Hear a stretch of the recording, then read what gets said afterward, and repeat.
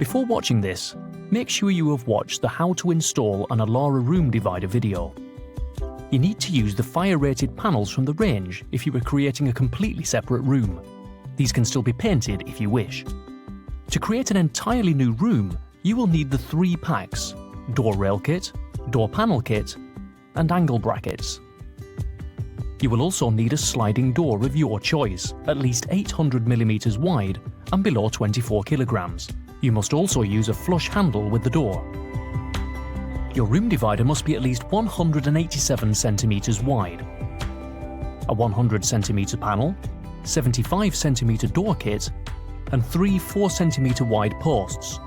The side that you want the door to open onto must be at least 100 centimeters wide to allow the sliding rail to be fitted and the door to fully open. If you want to paint any panels or posts, do this before the installation for best results. Ensure all posts have a groove facing the side that the door will be fitted to. This is how the rail connects to the posts. You will also need grooves facing into the door opening on both sides, as this is how the top panel connects to the posts. Start by building one side of the room divider first, up to the gap where the door opening will be. Now, attach the lug into the sliding door panel bracket and insert the complete fixing into the groove of the post at approximately 2 meters from the ground, in line with where the panels on the other side of the post join. Screw the bracket into the post, making sure it's straight with the spirit level. Ensure that the lug gets twisted and doesn't stay vertical. Fix the clips to the sliding door panel and clip into the posts in the same way as the standard panels. Make sure the panel rests on the top part of the bracket. The panel measures 25 centimeters high and needs to sit above the door opening and to remain flush at the top. Add dowels to the top of this panel if your ceiling height requires additional panels on top. While one person holds this panel in place, position the next post and fix it in place, clipping it to the sliding door panel in the usual way. Add the angle bracket to this post at the same height and in the same way. Make sure that the gap between the 2 posts is the same at the top and the bottom. Screw out the top foot and secure the post, checking it straight with the spirit level. Complete the assembly of the rest of the room divider. The next step is to fit the rail that the door hangs on. The rail fixes into 3 posts. 2 posts directly either side of the gap for the sliding door, and also the next post with at least a 1 meter gap on the side that the door will open onto.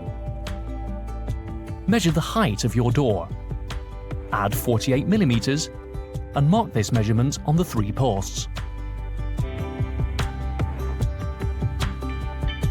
Put the screws through the appropriate holes in the rail. Add the spacers to the other side and attach the lugs to the end of the bolts. Your rail is now ready to fit. Position the rail at the marked heights and screw into place.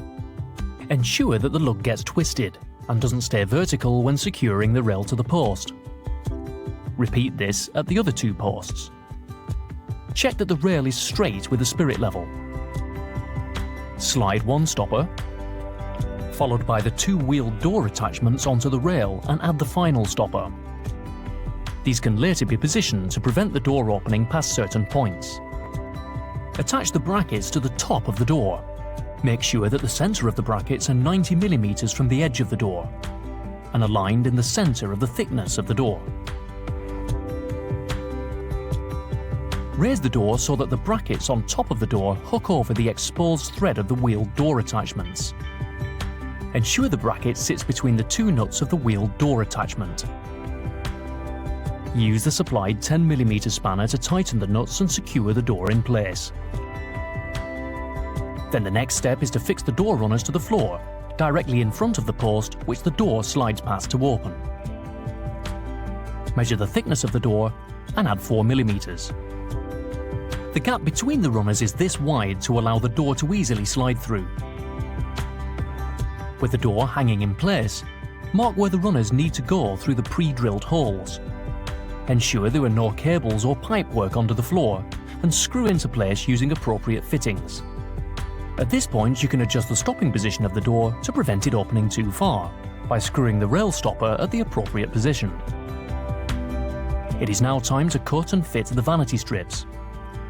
For the 3 posts the sliding door rail attaches to, measure the height of the grooves below and above the door rail, and cut the vanity strips to size. Do the same for the gap below the sliding door panel on both sides, and then push them into place.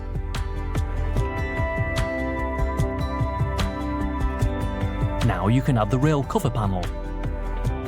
Screw the brackets into the back of the main panel, using the grooved line as an indicator for the centre point of each bracket. Ensure the bracket at each end of the panel is 12 mm from the end. Equally space the remaining 2 between these.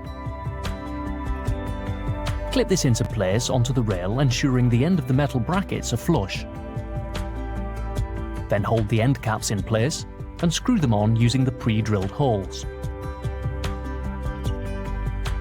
Now you can enjoy your new room.